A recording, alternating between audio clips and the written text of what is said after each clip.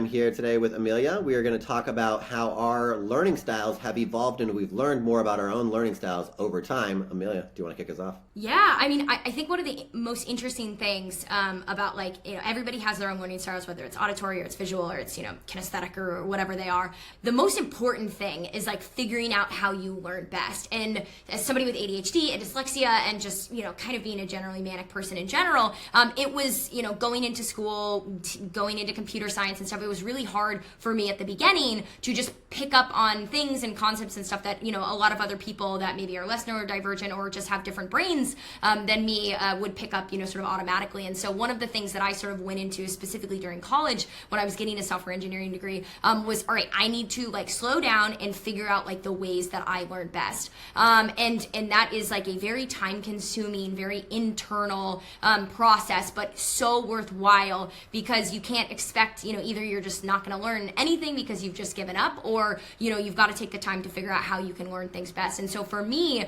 one of the biggest things was that I actually am a multifaceted learner. And so when I read a book, for instance, I like to listen to the audiobook version of it first and sort of listen to it casually, maybe while I'm doing something. But then I also have the actual book. And what I'll do after I listen to the audiobook is I'll go and actually read that book and I'll annotate it. So there's a little bit of, again, like, the kinesthetic aspect of it and things like that. But like taking the time that I had to during college to be able to like, again, figure out like, all right, why am I not getting this concept? How could I, what could I do? Maybe write it on a whiteboard 5 times or, watch a couple different versions of YouTube videos about it. How could I figure out like what I need to do and spend that time to do in order for me to fully grasp and understand this subject was again, just a really, really critical thing because I think, again, we're all different. We've all have different brains. But there's everybody can learn anything. It's just really spending the time to figure out what you need to do in order to learn something best, knowing that that could be, take different amounts of time, could take different amounts of effort, but getting to that, all right, I learn in this format, and so I need to spend the time doing that in this format is just so critical. Yeah, I would love for people to take away from this video that like me and Amelia both had and still have a slower learning style. And initially when I was a kid getting D's and F's in school while my brother and sister are getting like A's and B's, my dad made a special GPA chart for me where my brother and sister are getting in the 3.0 to 4.0, if you get 3.8 you can get $80. If you get 3.6 you get $60. Made a special chart for me because I was down there getting a 2.6 so I could get my own $60, right? I thought I thought I was dumb, I thought and I learned over time that I just learn slower. And people actually don't know this about me because all they hear is me talking fast all day long, mastering all kinds of business and people science stuff. But I've learned that I learn slower, and as long as I go slow with it and study it really, really deeply, then what happens is I learn it so deep, so well, that then I can talk so fast about it, right? So when I learn a topic, some people, they can ingest a statement, right? Like this fact about nutrition or this fact about this. For me, it won't store in my head until I know every single molecule detail about it. If you tell me one thing about Wagyu meat, I'm okay, Wagyu meat from this cow, from this DNA, from this soil they eat from this geographic region, here's the market price. I have to structurize everything, which initially in my life, I was okay, I'm a slow learner and something's not quite right? Everybody has different DNA, different brain structures, whatever. I was okay, something not quite right. Why am I sometimes freezing up in an interview or whatever, and I can't my brain, why does my brain just go blank or freeze or whatever, right? And all I had to do was just calmly wait, my thoughts pick up, and then I go off again. And so I just had to learn that I am a structured learner, and as soon as I ingest by structure, I actually retain based on that structure, and I also can then, when I spit information back out, it's highly structurized. That's so interesting. I love what you said because for me it's very similar. I can't just start in the middle of something and sort of pick up. I have to know the context of it, and I have to root it in something that I'm already familiar with. I have to have that full 1 + 1 = 2 all the way to differentials and stuff sort of experience before I can just learn this thing halfway. And again, I think what you're saying is it's also about giving yourself the patience and the understanding that the acceptance of this is the way I learn, and I shouldn't compare myself to other people, and again, do the things that you need to do in order to pick that subject up. And for me, it's a lot of context too.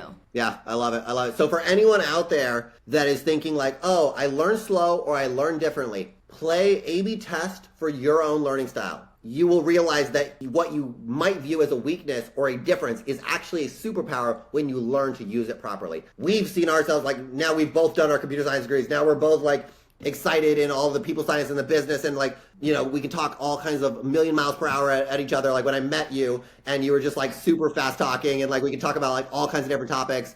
And we get bored quickly on small topics, and we like to talk about like the entire world of topics. That was something that we both went from like, hey, slow or different learning to now like superpower across every topic to every level of depth. And that's like really, really fun for us. So for anybody watching us right now, think about what is your learning style and how when you learn more about it, it becomes a superpower. Yeah, and prioritize spending time on figuring out what that is. I think, again, then there's no science to that either. But like you said, A/B test it, try different things. For me, I have to give myself 3x the amount of time to learn something. But like you said, once I know it better than anybody. I know every single facet and nuance and all of that sort of stuff. And somebody gave me like a really great metaphor about this.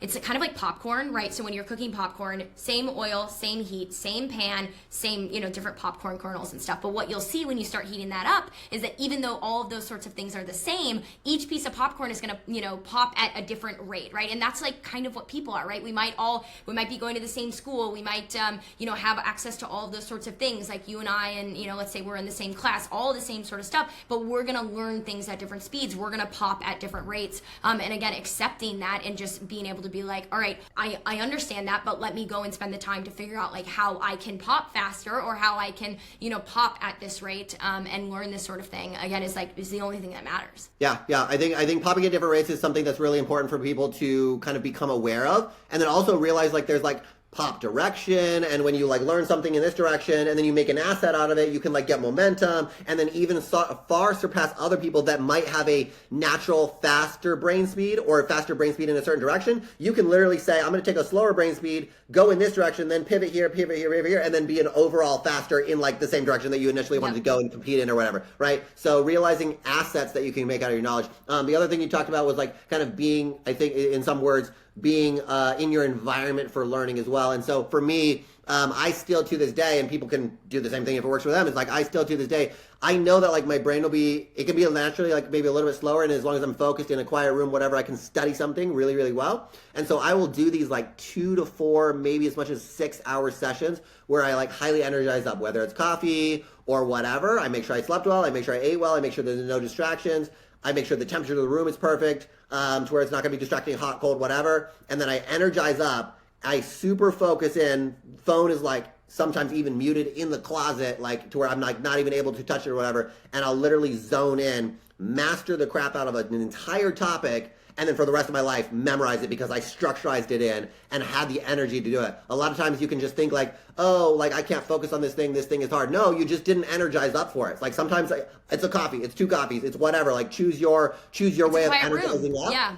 Yeah. No, I agree. And create that environment for you. Like you said, the biggest thing was like a quiet room. And, and for me, like it would be like I'd go into a conference room and I'd shut the windows and I'd have my whiteboard and stuff. And I just like you said, my phone would be in a different room. And sometimes that's what it takes. And so like, again, be aware of those sorts of things. And, when you remove those external sort of variables and distractions and stuff, like, and I think the other thing for me is like, sometimes you try to gamify it. Like I liked you get $60 for this sort of GPA thing.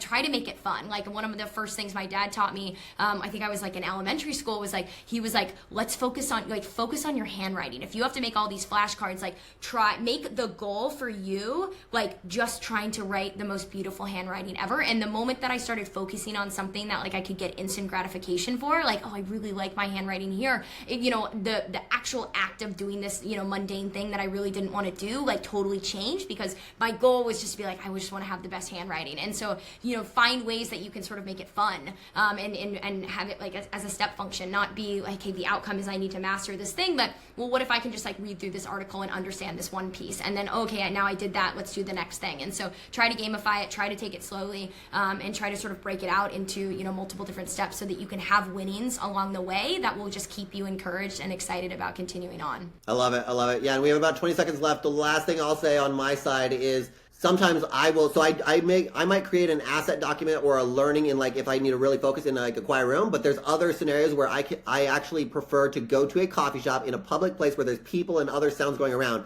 have AirPods in to where I have my music plus the Starbucks music, and I'm listening to a podcast or an AI that's telling me something, and then I can learn that way for several hours. So even I have like the quiet zone, but then I also have another quite mixtured zone as well. So A/B test. Thank you, Amelia, for chatting today. Thank you.